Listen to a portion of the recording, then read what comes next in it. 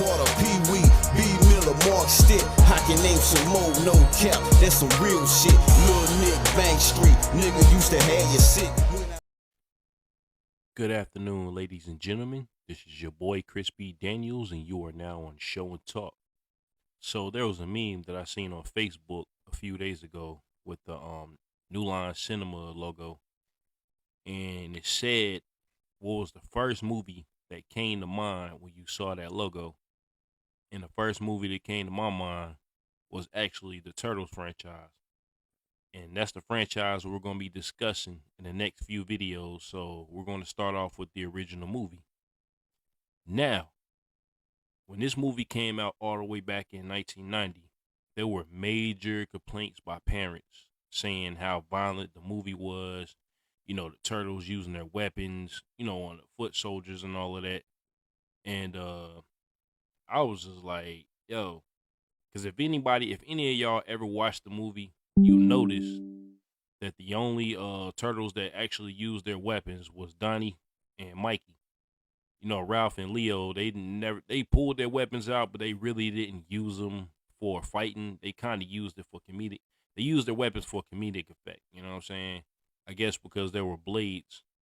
But to be honest, Leonardo's swords, I don't know if anybody else noticed, but to me, they look like wooden swords. I can't even lie. They look wooden a little bit. You know what I'm saying? I guess because it's a children's film, they weren't trying to, have the weapons look, more like martial arts weapons or whatever. But I don't know. Maybe I'm not making any sense. But yeah. So basically, the movie starts off. It's kind of like a montage where you got the Foot Clan going around the city, taking people's property and all that. You know what I'm saying? Basically, they're going around town, robbing people for their shit. And the opening of the movie kind of reminded me of Beverly Hills Cop, the first one. If you ever seen the opening, to that movie, you know what I'm saying? It's like it looks like Detroit, but it's New York. You know what I mean? Because in Beverly Hills Cop, that movie takes place in Detroit. That's why I say that, because it looks like the opening from Beverly Hills Cop. But yeah. But anyway, the Foot Clan is going around robbing people and stealing their shit. But you got April O'Neil. That's the first character they pretty much introduced. They haven't revealed the turtles yet, but she's doing her news report and she's talking about the Foot Clan and everything, and how the police chief ain't really stepping up to stop it. But after this, she's making her way home and she's walking around, just basically walking home or whatever. And she comes across this alley where she sees this rat. And in my opinion, man, you're in New York, so it's like that type of thing should be common. I'm not sure. Like I've never been to New York, but a lot of people say, rats walking around in New York, crawling around and all that is common. But anyway, she comes across this group of kids or whatever, and this group of dudes, and then they try to kidnap her or whatever. Now I'm not sure what they was gonna do to her if they got their hands on her, but before they was able to do so, it was a weapon. It was a sai actually that just came out of nowhere and knocked out the light. And I thought that was a perfectly good way to hide the turtles until it was time to reveal them.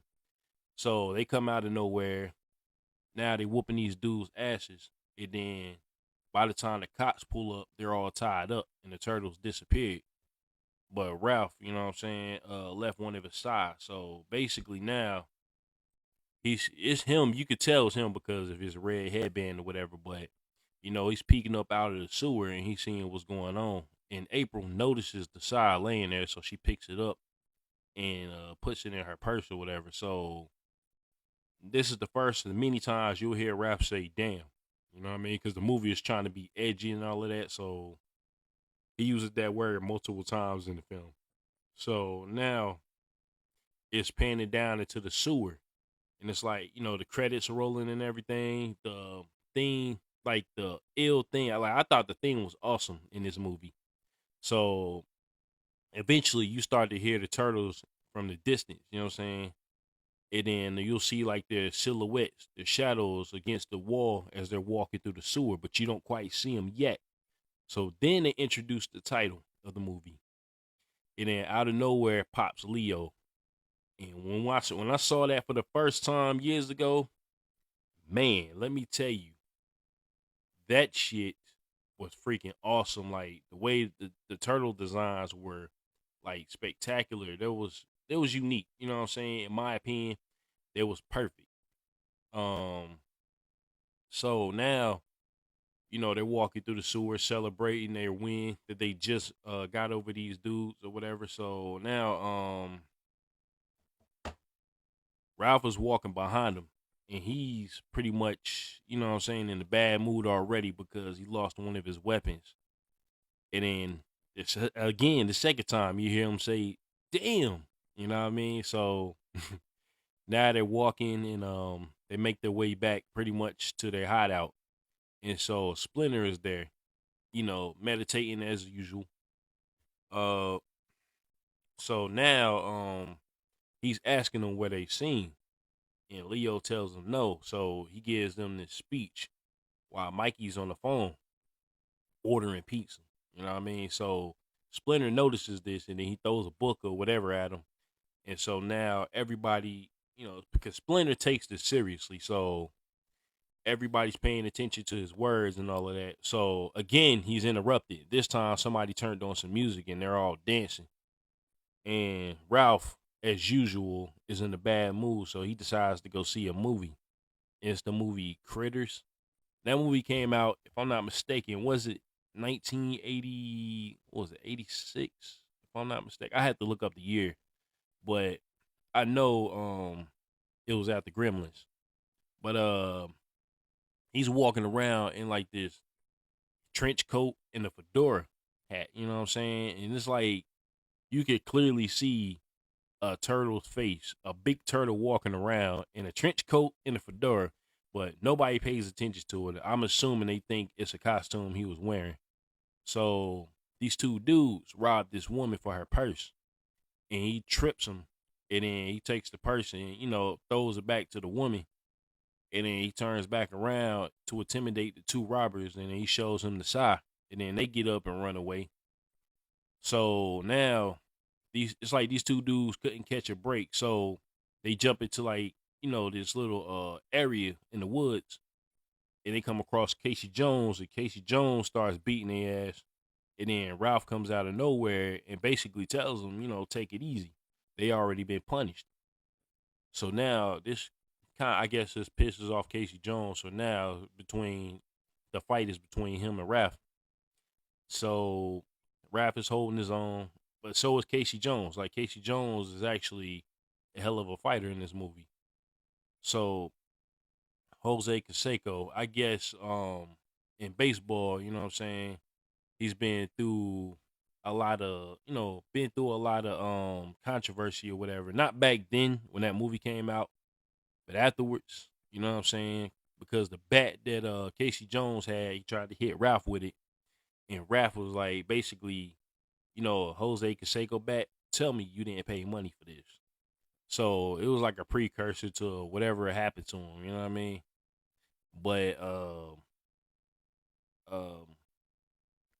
now they still, throwing down, and then eventually Casey Jones gets the upper hand by knocking Ralph into a trash can. And then he runs away, and Ralph is pissed off at this point because he was just called a freak. So he eventually, gets his head up out the trash can, and now he's chasing Casey through the city, almost running into a taxi.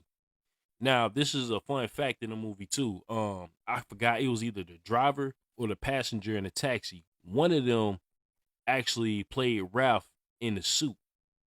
You know what I'm saying? Or did his voice one. But yeah, and this is the third time you hear Raph yell out, "Damn." So after that, right, Raph goes back to the hideout, and I take it that all the turtles are asleep at that point because Shredder, he not Shredder, Shredder. Splinter, he's the only one that's up, and he sees Raph comes in, and he wants to talk to Raph. So he's giving Raph a speech, just like he did with the turtles earlier. You know what I'm saying? Because Raph is always angry, and Splinter really doesn't understand why. So he's trying to channel his anger to, figure out what's going on with him. And this causes Raph to cry, which is a touching moment in the movie. But you got the next day, and then April. So she's waiting on the subway. The subway is empty, right? Now, mind you, this is New York. Even though I never been there, I'm well aware of the fact, based on what other people tell me, that the subways in New York are always packed. So there's no one down there, and she's waiting on the subway. So when she turns around, out of nowhere, she sees these Foot Clan soldiers standing there, talking to her, trying to intimidate her. So one of them winds up smacking her, basically telling her to shut up about all of the stuff that's going on around the city, do the shredder. You know what I mean? So she pulls out the side thinking she gonna do something with it. But they kick it out of her hand, so now she's using her purse, and then she winds up getting knocked out anyway. So Raph comes around the corner where he retrieves the side that he lost, and now it's a fight. So he's beating up the foot soldiers, and he pulls out his side once again, but he doesn't do anything with them. So he grabs April and he takes her back to their hideout. So now when she awakens, she sees Splinter and she freaks out. And then she turns around, sees the turtles, damn near fainting. So so Splinter explains to her, where she is and why they are, basically, due to the ooze. Now in the cartoon, if you ever seen the original animated series, the Turtles from 1987, you would know that Splinter was Omato Yoshi, you know what I'm saying? And in this movie, Omato Yoshi was his master, and he was just a rat in the cage.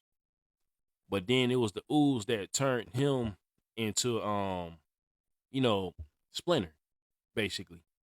The big rat. So in the lore, it's like whatever the last animal you touch, that's what you become if you touch the ooze.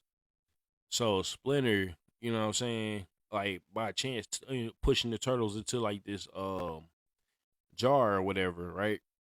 Should have became a turtle, but I guess it's different rules for the movie. But yeah, so he's explaining to April on how they became what they were. And they're escorting April back to her apartment. So she lives above this antique store that her grandfather or father owned, like right above it. So she's basically, thanking the turtles and trying to, basically telling them that she will invite them in, but she doesn't have anything to repay them with until she mentions pizza. And that's what got their attention. So now they're full-fledged friends at this point. And Mikey's over there making jokes. And once again, Raph, he's in a pissed off mood. You know what I'm saying? So eventually it's time for them to go home. And when they get back to the hideout, it's trashed and Splinter's gone, which causes Raph to lose his shit. Now, this is also another part in the movie that freaked a lot of children out back in the day, because when Raph starts screaming, it zooms in into his mouth. You know what I'm saying? And I guess it scared a lot of kids back in the day. I don't know, but they returned to April's house. You know what I'm saying? And they're informing her, what happened to Splinter. So now they're staying with her. April's boss comes over the next day with his son, Danny. And Danny noticed Mikey under the table. He looks in the mirror and then he turns around and doesn't see him. But it's too late at that point. So Danny, while April's over there talking to her boss, snatches $20 out of April's wallet. Yo, he was a little bastard in the beginning. I ain't even gonna lie. Danny was a little asshole. So anyway, after that, they wind up leaving, you know what I'm saying? Because her boss is basically telling April to take a few days off, because it seems like she's going through something and she keeps mentioning, the stuff around the city. So he wants her to take a few days off to get her head straight or whatever. But she's telling him she refuses to, you know what I mean? So at this point, Danny is in the car with his dad because he comes to find out that Danny was stealing and all of that. You know what I'm saying? Because he got arrested apparently, and his dad had to bail him out. So he's wondering why the boy's stealing, and he's telling his son like, "I make more than enough money for the both of us. Why you stealing?" So Danny gets out the car as soon as they get to a stoplight and runs away.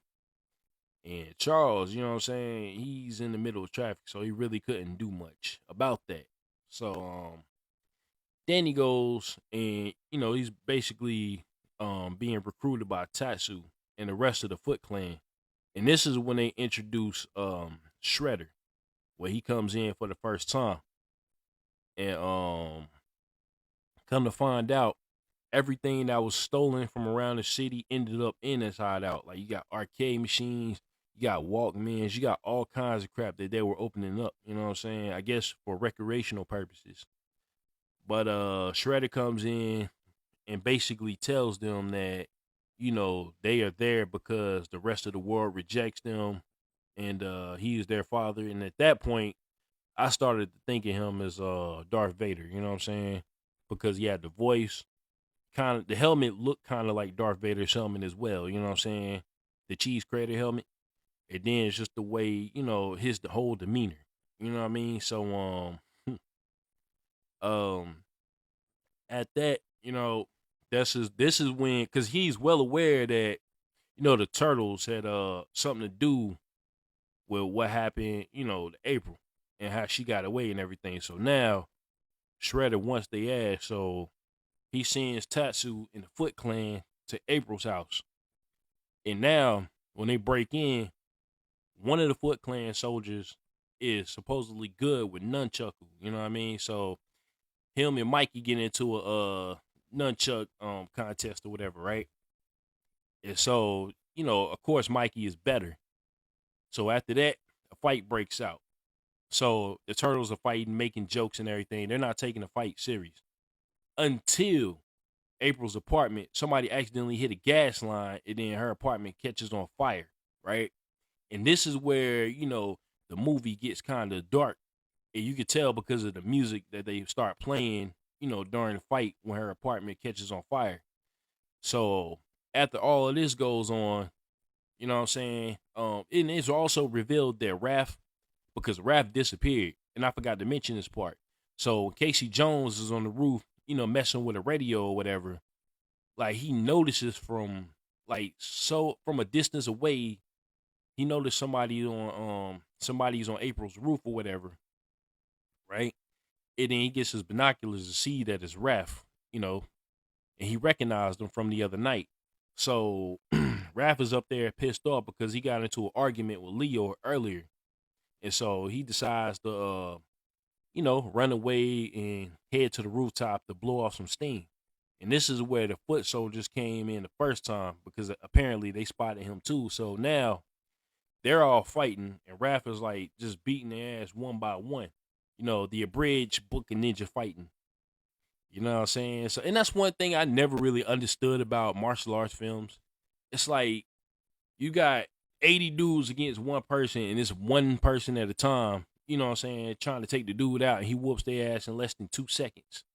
You know what I'm saying? But apparently they wised up in this one when Raph mentions it. You know what I'm saying? So they all gang up on him, and then they throw him through the window of April's attic or whatever, where all her other stuff was, her antiques and all that. So after that went down, that's when all these foot soldiers came and they fell through the attic, into the main apartment. Then that's when the fire broke out and everything. So Casey Jones comes in and nobody knows who he is. So he winds up helping the turtles, and then they get away. And Casey Jones follows behind them shortly after that. So they leave town, I guess, to better prepare, you know what I'm saying? So they retreat and they end up at this farmhouse. And now another fun fact, a lot of this movie was filmed in North Carolina, just in case y'all didn't know that. In particular, the scene where the farmhouse, where April, Casey, and basically the turtles, and Raph is still knocked out. So they put him in the tub, and Leo is looking after him while Donatello and Casey Jones is working on his truck because the van that they pulled up in basically broke down. You know what I'm saying? Like it was gone. So after a while, Raph wakes up. Leo is extremely happy to see him awake and everything. Um, and it's a touchy moment. It's another little touchy moment. And so now they all start to, practice and everything to, they're practicing against each other and trying to improve their skill. So while Raph, Michelangelo, and Donnie are inside playing a board game, Leo decides to meditate. And I guess he wanted to see if he could reach Splinter. And he winds up reaching Splinter. You know what I'm saying? So Raph tells the others to follow him back outside to meditate with him so they can all reach Splinter. And they do so successfully. So now Splinter is basically telling them how proud he is on improving their skill. And it's time for them to, put it to the test or whatever. So that's another little touchy moment because you start to see the turtles cry and everything, knowing that Splinter is still alive. So they head back to New York. Well, not head back to New York, you know what I'm saying? But they head back into town because the movie's supposed to take place in New York. But so they head back into town, right? And now they wind up getting some rest before, the big fight because of, everything they've been through, practicing at the farmhouse and then having to travel back a long distance. So they noticed somebody's in their closet, so they open the door and it's Danny. So Danny's been down there for days, right? Because he had ran away from, the Foot Clan, the hideout and everything, because he's still struggling with what he wants to do. He's kind of like a tortured character in this movie, the kid. You know what I'm saying? Like he's not sure if he wants to work with the Foot Clan or help the turtles. Because when everybody falls asleep, he sneaks out and heads back to the hideout. But I think he only goes back to see if Splinter is still alive. And he is. So Splinter tells Danny the story on how he came to be. Basically the story of Oroku Saki. You know what I'm saying? It was all over a woman. So Oroku Saki wanted her, but she was in love with his master, Omada Yoshi. So he got mad, and since he couldn't have her, he winds up killing both of them.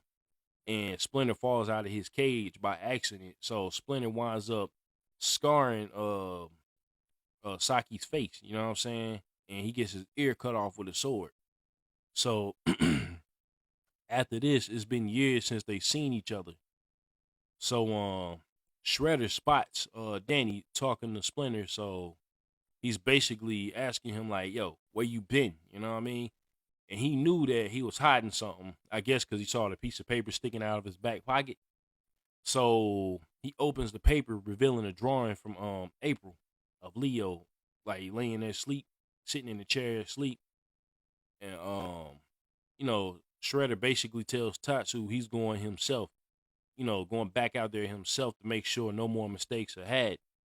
But Tatsu, he tells him to kill the turtles. Tell him to kill Splinter. So Danny hears this, and he tries to go back to the turtles' hideout, but Casey was already there because he heard him coming out of the sewer, so he followed him to the hideout. So now they make their way back to Splinter, trying to free him from the chains and everything. And here comes Tatsu and the rest of the henchmen or kids or whatever. So Tatsu winds up fighting Casey Jones. He's got the upper hand the whole time until Casey finds his golf club and knocks his ass backwards. You know what I'm saying? And now he's in the corner just asleep. And so Casey convinces the rest of the kids to get out of that situation and just basically go home. So now they're all in the streets, right? Turtles are fighting the foot soldiers and everything. And then this is when Shredder comes in. So now they're trying to figure out who Shredder is. And this time they're doing their bridge book of fighting. You know what I'm saying? One at a time, they run up on him. They saw that Leo couldn't they saw Raph couldn't handle it. They saw Leo couldn't handle it. So then they tried to go in, you know what I'm saying? Then they got knocked down as well. So nobody got a hit on Shredder, right? Shredder is like this super dope martial artist. And Shredder was about to kill Leo until he saw Splinter. So at first, I guess Shredder didn't know who Splinter was, but he had an idea until Splinter explained to him, the situation that happened in the past with his master, Amato Yoshi. And that's what got Shredder's attention. So he pulls off his mask and you can still see the scar on his face. That Splinter left there. You know what I'm saying? So now Shredder, he takes his attention off the turtles and puts it towards Splinter. And so he's running at Splinter now with his spear. And Splinter takes his nunchaku, Michelangelo's nunchucks or whatever, and he knocks him off the top of the roof. But now he's hanging by the nunchuck, right? So Splinter is basically explaining to Shredder there's worse things that there are worse things than death. And then Shredder takes out this knife and tries to throw it at Splinter, but you know what I'm saying, Splinter dodged it and Shredder fell into the trash compactor in his truck. So Casey Jones gets out of the truck, right? He winds up committing murder. You know what I'm saying? He activated the compactor. And you can see Shredder's like helmet getting compacted in the trash can. I mean in the compactor or whatever. So Shredder's pretty much fucking dead at this point, right? And after this, the cops and everybody else shows up. You know what I'm saying? That's the usual thing about these movies like this too. You know what I'm saying? The cops always show up at the last minute after everything is finished. So anyway, the cop shows up. You know what I'm saying? The chief, he's questioning the kids or whatever, trying to figure out, what's going on. And one of the kids, the main henchman, you know what I'm saying? He tells them to go investigate. What'd he say? You know what I'm saying? Go investigate. What was it, Eastern Island or something? You know what I'm saying? Just basically go investigate the warehouse or whatever. It's a warehouse, so their hideout or whatever. So he tells them to go investigate that and they'll get their answers there. So Danny spots his father. His father's extremely happy to see him. He had the whole city looking for him. And now Charles, which is April's boss, same guy, wants to give April her job back because he knows that, he saw that she's been through all of this mess and now to make one hell of a story. So, he gives her a corner office and now she's like the highest paid news reporter in the city. So her and Casey Jones, they share a kiss as usual in these type of movies too. The guy gets the girl and the turtles are on the roof celebrating their victory. You know what I mean? And that's pretty much it. The movie ends there. So, when I first seen this movie, it had to be like 1993 because I don't think I seen it when it first came out. I was too young. I was about 3 at the time in 1990. But yeah, man, I gotta say, this movie gets a 9 out of 10 for me. It's a classic, and to be honest, this is the best Turtles movie so far. Better than 2, damn sure better than 3, and better than TMNT that came out in 2007. Now, I could say there was a few things in this movie that you had to suspend your brain for. You know what I mean? But that really didn't matter because everything else pretty much outweighed it. The positives outweighed the negatives. You know what I'm saying? Because if I mention anything negative, it'll be just me nitpicking. You know what I'm saying? So yeah, that's pretty much the movie, y'all.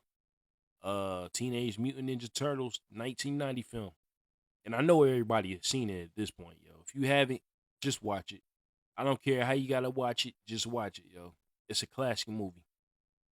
But yeah, I'm about to jump off of here. Oh, and fun fact too. I meant to mention this as well. I forgot. So the scene where Mikey ordered the pizza, right? And the dude pulls up on the moped with the pizza, he's trying to figure out where the address is. And Mikey slips a 10 up from the sewer. And then he, slips the pizza down to him. That's the dude that's in that plays Michelangelo, actually. You know what I'm saying? Same dude. But yeah, man, that's pretty much the movie, man. I love this movie. I'm glad I own it. We're gonna go through the second movie next week. So stay tuned for that one. And I want to give a shout out to my boy Saute J, Saute South Podcast. If you know who he is, check out his podcast. Anywhere you can watch podcasts, check it out. Also check out Alien Nation. That's my boy Rico Covington. Rico Covington on Facebook and Spotify, Alien Nation. You know what I'm saying? Check them out. They got some good content. You will not be disappointed. All right? I'm gone, y'all. Peace.